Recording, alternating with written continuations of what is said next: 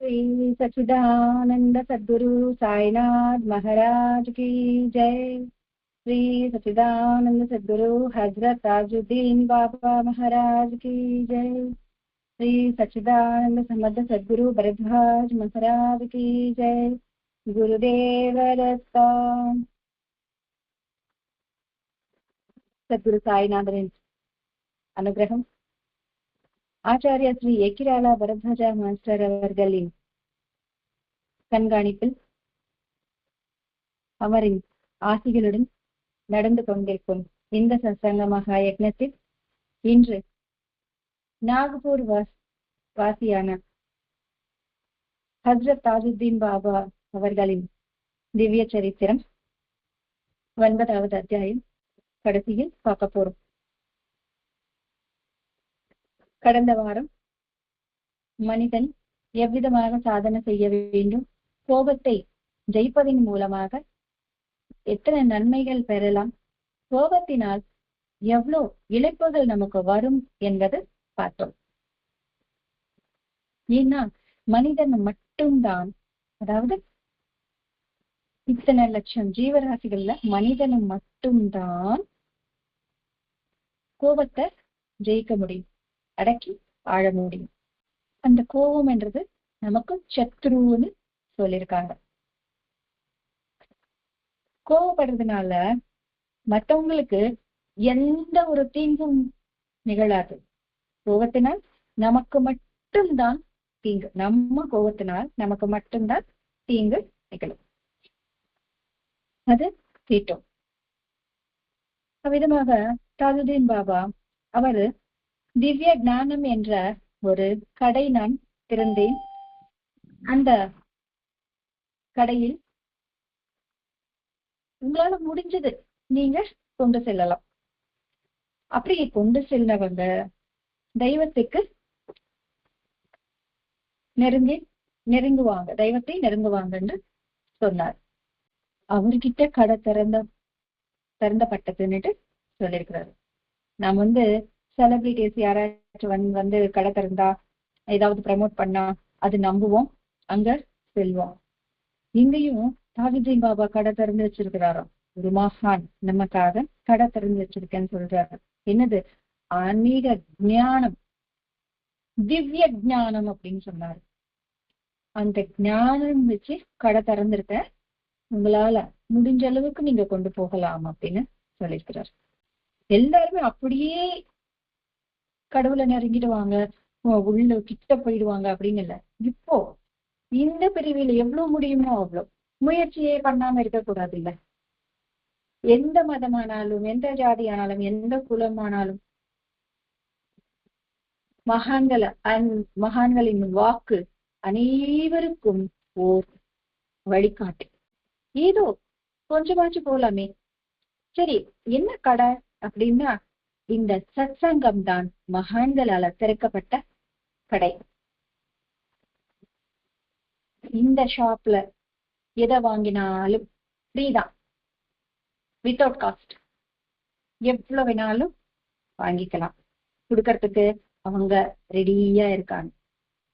அள்ளின்னு போறதுக்கு நாம ரெடியா இருக்காமான்றது பார்த்துக்கணும்.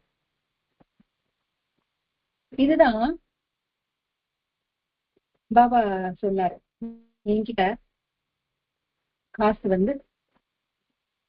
நிறைய இருக்கு, ஆனா கொண்டு செல்றதுக்கு யாருமே இல்லைன்னு சொல்லிட்டு, அது கேட்கறதுக்கு கூட யாருமே இல்லைன்னு பாபாவும் சொன்னார். ஜீசஸ் என்ன சொன்னாரு? பயிரிட்டோம், அந்த பயிர் நல்லா வளர்ந்துட்டு இருக்கு, ஆனா அதை அறுவடை பண்றதுக்கு யாருமே இல்லை. அதுக்காக கூலி ஆளுங்களை அனுப்ப சொல்லி நான் பிரார்த்தனை பண்றேன்னு ஜீசஸ் சொன்னார். அவர் சொன்ன அந்த கூலி ஆளுகள் தான் சத்குருக்கள், அவதூதர்கள். இந்த வாக்கு மாஸ்டரும் சொன்னார்.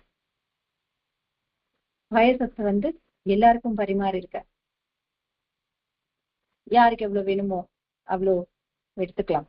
அதான் சொன்னா, ஆர்வம் உள்ளவன் அள்ளி எடுத்துப்பான் அப்படின்னு சொல்லியிருக்காங்க. ஆர்வம் இல்லாதவன் எறும்புக்கோ ஈக்கோ விட்டுடுவான் அப்படின்னு சொல்லியிருக்காங்க.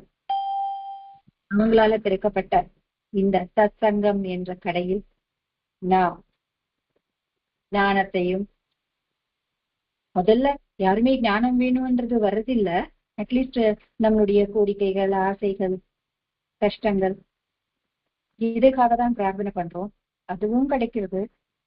ஆனா ஸ்ரத்தையோட பண்ண மாட்டேங்கிறோம்.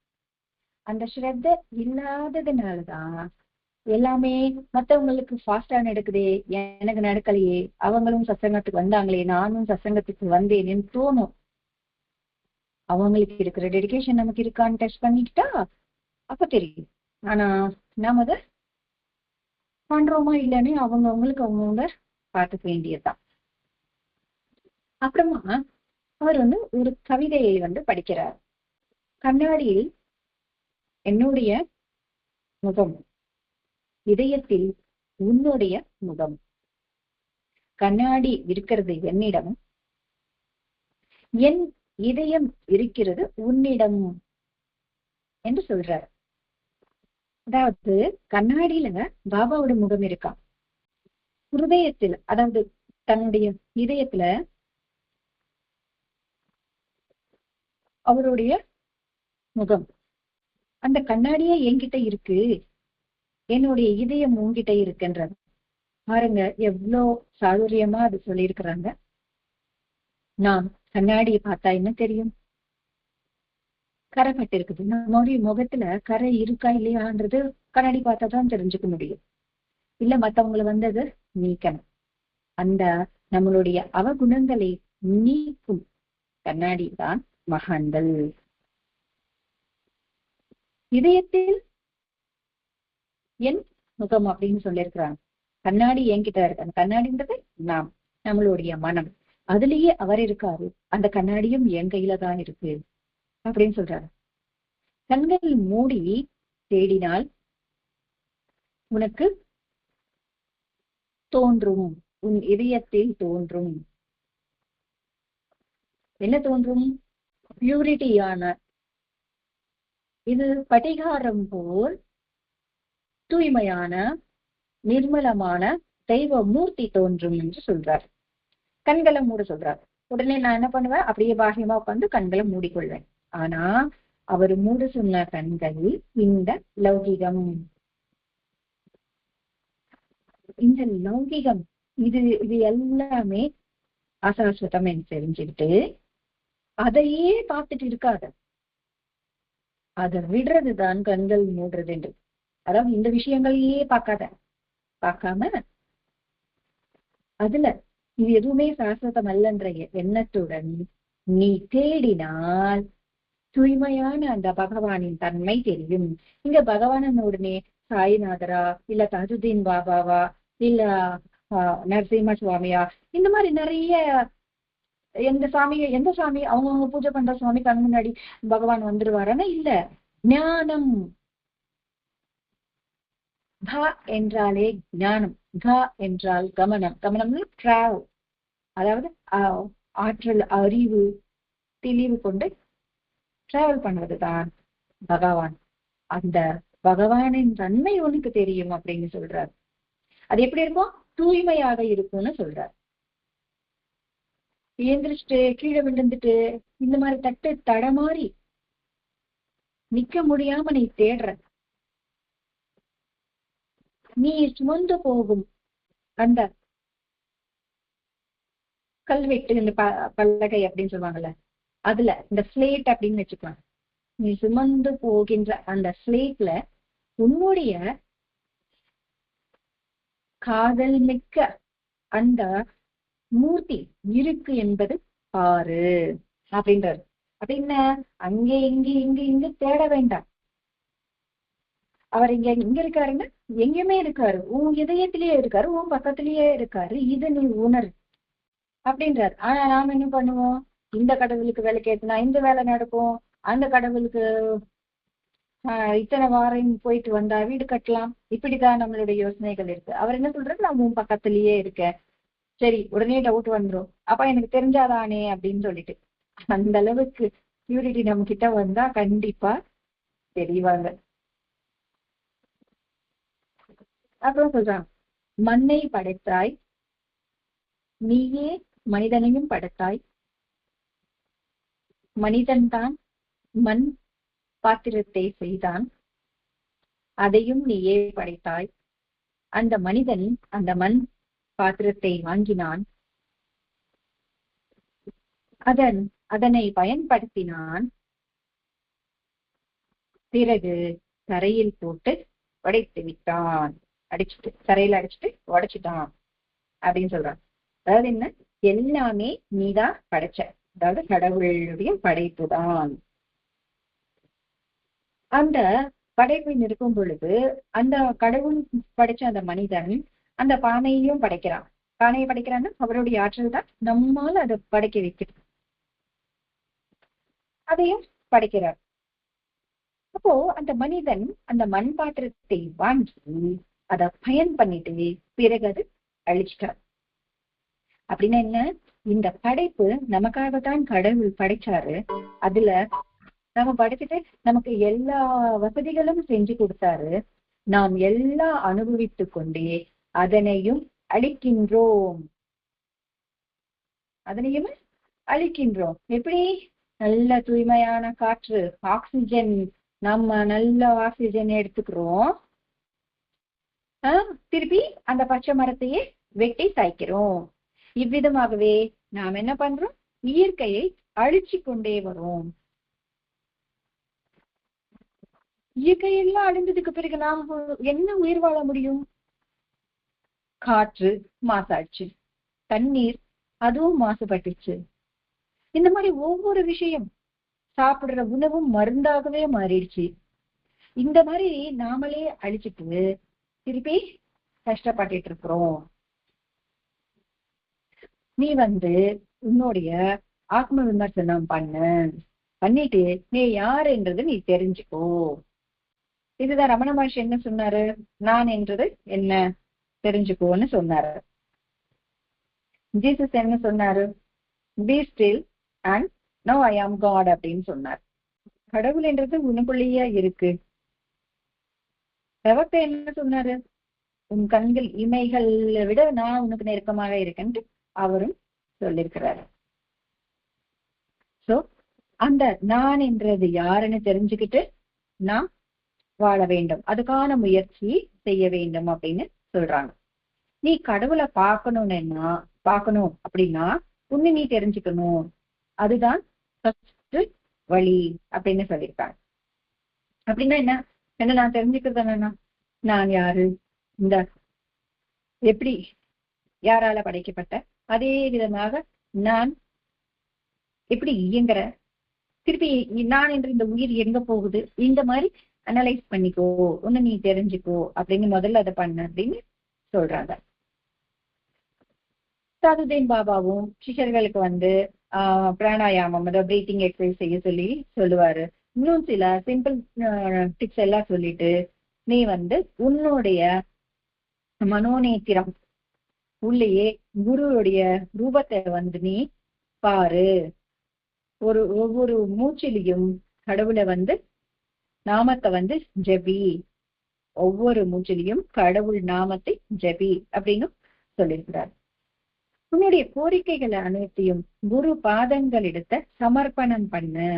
உண்மையான விசுவாசத்தோடு குருவை நாடினான் கண்டிப்பாக கடவுளை நீ அடையவ, அதுல சந்தேகம் இல்லை அப்படின்னு தெரிஞ்சுக்கோங்கன்னு சொல்ற.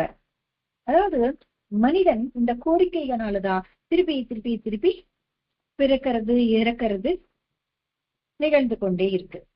இந்த கோரிக்கைகள் மனிதன் எப்படி ஜெயிப்பான் அப்படின்னா, எது தேவையோ அந்த அளவுக்கு மட்டும் யோசிச்சா கொஞ்சம் போக போக அந்த கோரிக்கைகளை நாம் அடக்கி ஆளலாம். அந்த எதுவுமே இல்லாம எல்லாமே அவரிடம் சரணடைய வேண்டும். அதுதான் சொன்னாங்க. பாபா என்ன சொன்னாரு, சத்குருவுக்கு கடிவாரம் கொடுத்ததுக்கு பிறகு கவலைக்கு இடம் இல்லைன்னு சொன்னார் சாய்நாதன். அதுதான் உண்மையான சாதனை அப்படின்னு சொன்னாரு. இது கிரைஸ்ட் என்ன சொன்னாரு, சோக உள்ளம் கொண்டவர்கள் தன்யதை பெறுவார்கள். அவர் ஆறுதலை சொல்லப்படுவார்கள் அப்படின்னு சொல்லியிருக்கிறாரு. பிரவர்த்தா துக்கம் கொண்டு தவிப்பவர்கள் முக்தி பெறுவாங்கன்னு சொல்லியிருக்கிறாரு. இப்படி அந்த தவிப்பு, அந்த பசி இருக்கிறவங்களை பாருங்க, மத்தவங்களை அடிச்சுட்டு புடுங்கி சாப்பிடணும்ன்ற தோணும், அந்த பசி அடக்க முடியாம. அந்த மாதிரி கடவுளுக்கான பசி. ராமகிருஷ்ண பரமஹம்சர் காளிகா மாதா தரிசனம் கடக்கலன்னா சின்ன குழந்தை மாதிரி உருண்டு புரண்டு அழுவாராம். அதுதான் பகவானை அடையணும் என்ற பசி. எப்படி அப்படின்னா நம்ம கோரிக்கைகள் எல்லாமே அவங்க கிட்ட கொடுக்க சொன்னார்ல. இது சாய் சந்நிதி கிரந்தத்துல எழுதப்பட்டிருக்கு. நான் செய்ய வேண்டிய வேலைகள் இன்னும் நிறைய இருக்கு. அதாவது ஒரு பக்தன் சொல்றாரு, நான் செய்ய வேண்டிய வேலைகள் நிறைய இருக்கு, எனக்கு எது நல்லதோ அதுதான் பாபாவும் செய்வாரு, எல்லாருக்குமே அப்படித்தான் செய்வாரு. அவர் என்ன செய்யறாரோ அதை செய்ய விடணும், அதை நாம ஏத்துக்கணும் அப்படின்னு சொல்வார். அதாவது சமர்ப்பணம்னா எல்லாமே எனக்கு இப்படி செய் அப்படி செய்யன்னு கேட்டா அது சமர்ப்பணம் கிடையாது, ஆர்டர். அப்புறமா இங்க சுவாமி என்ன சொல்றாரு, எப்பவுமே கடவுளின் பிரிவுக்கு மனம் தவிக்கணுமா, கடவுளின் பிரிவுக்கு மனம் தவிக்கணுமா. அப்படின்னா என்ன, இந்த கடவுள் மேல் கொண்ட அன்பினால் நம்மளுடைய கோரிக்கைகள் எல்லாம் விட்டுட்டு, இந்த லௌகிக சிந்தனைகள் எல்லாமே விட்டுட்டு அவர் நினைச்சிட்டே இருக்கிறது. உடனே ஒரு கஷாயம் கட்டிட்டு ஏதோ ஒரு மரத்தடியிலயோ இல்ல வீட்டுல ஒரு மூலையோ உட்கார்ந்து நாமம் ஜெபிச்சா போகுதுன்றது கணக்கு கிடையாது. அதுக்காக சொல்லல. எல்லாம் விட்டுட்டுன்னா எல்லாம் இருக்கிற கடமைகள் எல்லாம் விட்டுட்டு போற மாதிரி அது கணக்கு கிடையாது. அது மேல இருக்கிற மனதை இவங்க மேலுக்கு திசை திருப்பிட்டு நம்மளுடைய வேலைய நம்மளுடைய டியூட்டியை நாம் ஒழுங்கு செய்வோம். அந்த மாதிரி செஞ்சுட்டே இந்த உலகத்தை பார்க்காது. உனக்கு இது நன்மை செஞ்சவங்க, இவங்க தீமை செஞ்சவங்க, இவங்க நல்லவங்க, இவங்க கெட்டவங்க, இது எதுவுமே பார்க்காத. அப்ப பார்க்காம எல்லாமே கடவுளின் உருவமாக நீ பார்த்தால் அந்த எண்ணத்துடனேயே நீ உயிர் விடுவதுதான் உன்னதமான சாதனைன்னு சொல்றாரு. அவரையே பார்க்கணும், அவரையே நினைச்சிட்டே இருக்கணும். அவர் மேல் இருக்கிற அந்த அன்பு அது மறக்காம இருப்பதுதான் உண்மையான ஷரியத் மரீஃபத் மரியு அஹ்லா தரிகத். அதாவது நம்ம சொல்லலாமா, அதுதான் தியானம், அதுதான் பிரார்த்தனை, அதுதான் சமர்ப்பணம். அவருடைய ரூபத்தை நம்மளுடைய மனோநேத்திரத்துல, அதாவது மனம் என்ற கண்கள் அங்க நிக்க வைக்கணும். ஒவ்வொரு மூச்சிலையும் அவரை தான் நினைக்கணும். சுகம் வந்தா அப்படியே குதிக்கிறது, துக்கம் வந்தா அப்படியே நீர்த்தி விடுறது, இது இருக்கக்கூடாது. இது எல்லாமே கெஸ்ட் போல கொஞ்சம் நேரம் இருந்துட்டு திருப்பி போயிடும். அந்த எண்ணம் இது பகவான்கள் இது எல்லாமே சொல்லியிருக்கிறாங்க. சோ அந்த எண்ணம் எனக்குள்ள திடமாக இருக்குன்னு சொல்லிட்டு அந்த எண்ணத்தை தக்க வச்சுக்கிறது, எப்பவுமே சுகமா இருக்கணும் என்ற எண்ணத்தை விடுறது, அதுதான் உண்மையான ஃபக்கீர் வழின்னு சொன்னாங்க. ஃபக்கீர் மட்டும் இல்ல, எல்லாருடைய வழியும் அதேதான். அந்த அதே வழி இருக்கும் பொழுது அவருடைய சாநித்தியத்தை நாம் கண்டிப்பாக அடையணும், அதுல சந்தேகமே இல்லை. இந்த அவருடைய பாதங்களுக்கு அர்ப்பணிப்பது அப்படின்னா என்ன? கடவுள் என்ன சொல்லியிருக்கிறாரு, நீ எந்த மதத்துக்கு சார்ந்தவனானாலும் பரவாயில்ல, உனக்கு கீதையில கிருஷ்ணர் சொன்னது, நீ எது பின்பற்றாலும் இந்த வழிமுறையை நீ பின்பற்றாலும் பரவாயில்ல, உனக்குள்ள நிர்மலத்தன்மை, பியூரிட்டி, நிச்சலத்துவம், ஸ்டேபிலிட்டி, நிர்பயத்துவம், பயமின்றி எனக்கு அவர் இருக்கார் அப்படின்னு வாழ்ற ஒரு குணம். இந்த 3 குணங்கள் உனக்கு இருந்தால் நீ வழிபடுகின்ற அந்த ஒரு மார்க்கத்துக்கு நீ தகுதி பெற்றவன் அப்படின்னு சொல்லிட்டு கீதையில சொல்லியிருக்கிறார். இந்த 3 குணங்கள் இருந்தாதான் இல்ல என் மதம் பெருசு என் இது பெருசு அப்படின்னு பேசுறது இல்ல. இந்த 3 குணங்கள், ஏன்னா எல்லா மதத்திலும் இதுதான் சொல்லியிருக்கிறாங்க. கடவுள் இருக்கும்போது உனக்கு பயனதுக்கு, அவர் ஒரு நம்பினா அவரைய திடமாக நம்பியிருக்கிறியா, அங்கிங்கும் தாவாம நிச்சல தத்துவம், நிர்மலத்துவம், அந்த மதம் அந்த தர்மம் சொன்ன ஒவ்வொரு விஷயம் தூய்மையாக உனக்குள்ள இருக்கா, பியூரிட்டி உனக்குள்ள இருக்கா, அப்போ நீ கடவுளால ஏற்கப்படுவை. இதுதான் சொல்லியிருக்கிறாங்க. இப்போ பக்தன் அப்படின்னு நம்ம எல்லாரும் பக்தர்கள் பக்தர்கள் அப்படின்ற எண்ணம் நமக்கு எல்லாம் இருக்கும் இல்ல, அந்த பக்தர்கள் அப்படின்ற ஒரு மனுஷங்களுக்கு இருக்கிற குவாலிட்டிஸ் சொல்லியிருக்கிறாங்க. விருப்பம் என்றது இருக்கக்கூடாதான். அவர் எது சொல்றாரோ, அவர் எது அனுகிரகிக்கிறாரோ அது மனப்பூர்வமாக ஏற்றுக்கொள்ளணுமா. அதுதான் உண்மையான பக்தனுக்கான விருப்பம். இந்த டெஸ்ட் வச்சா எல்லாரும் டிஸ்குவாலிஃபை ஆயிடும். ராமகிருஷ்ண பரமஹம்சர் ஒரு விஷயத்த சொல்றார். அவர் காளிகா மாதா கிட்ட பிரார்த்தனை பண்றாராம், எனக்கு என்கிட்ட வர்றவங்க எல்லாம் லௌகிகமானவங்களையே நீங்க அனுப்புறீங்கம்மா, பக்தர்கள் அனுப்ப வேண்டியதுதானே அப்படின்னு சொல்லி பிரார்த்தனை பண்ணாரு. பக்தன் என்றவர் எப்படி இருக்கணும் பாருங்களேன். அதுக்கும் அவர் ஒரு குட்டி கதை சொல்லியிருக்கிறார். 3 ஃப்ரெண்ட்ஸ் ஒரு காட்டு வழியாக போறாங்க. கேட்டனா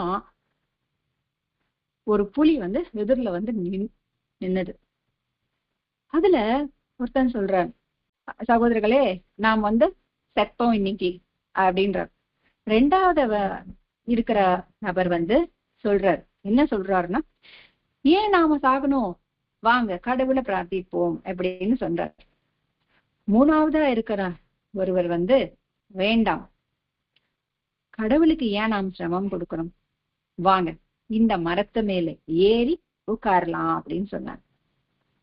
நாம் எல்லாரும் செத்தோம் இன்னையோட அப்படின்னு சொன்னவர் நம்பிக்கை இல்லாதவர், தன் மேல கூட நம்பிக்கை இல்லாதவர். கடவுளை பிரார்த்திப்போம் என்று சொன்னவன் ஞானி. கடவுளை ஏன் சிரமப்படுத்தணும் அப்படின்னு சொல்றவன் பக்தனா. நம்ம எல்லாரும் நினைச்சிடும் ஞானம், நான் ஞானி அப்படின்னு சொல்லுவோம். ஞானிதான் பெரியவன் நம்ம நினைச்சிட்டு இருக்கிறோம். இங்க கிடையாது. அவளுக்கு ஏன் சிரம கொடுக்கணும்னு எண்ணினான் பாருங்களா. ஒருத்தர் பக்தன், அவன் தான் உண்மையான பக்தனா. ஏன்னா அவன் எல்லாத்துலயுமே கடவுளை பார்ப்பான். அந்த நின்னதும் புலிதான். கொல்லணுமா கடவுளை கொண்டுட்டு போவார், காப்பாத்தணுமா கடவுளையே காப்பாத்துவாரு. எல்லா இடத்துலயும் கடவுளை பாக்குற ஒருத்தருக்கு அது புலியாக கொன்னுடுமன்ற எண்ணம் இருக்காது. பக்தன் என்பவர் என்னைக்குமே என் கடவுள் என் பக்கத்துல என் உள்ளத்துல இங்கேயே இருக்கார் என்ற எண்ணம் கொண்டு இருப்பவன் பக்தன். அட்லீஸ்ட் பிரார்த்தனை பண்றது கூட கடவுளுக்கு நாம் கொடுக்கிற சிரமம் அதுவும் வேண்டாம் அப்படின்னு நினைப்பவன் தான் உண்மையான பக்தனா. யோசிச்சு பாருங்க. இப்படி ஏற்பட்டவங்க இல்லைன்னு சொல்லிட்டு ராமகிருஷ்ண பரமஹம்சர் பிரார்த்தனை பண்ணிருக்கிறாங்கன்னா நாம அந்த லிஸ்ட்ல இருக்கோமா, எத்தனை பிறவி எடுத்தா நம்மள அந்த லிஸ்ட்ல ஜாயின் பண்ண விடுவாங்க அப்படின்றது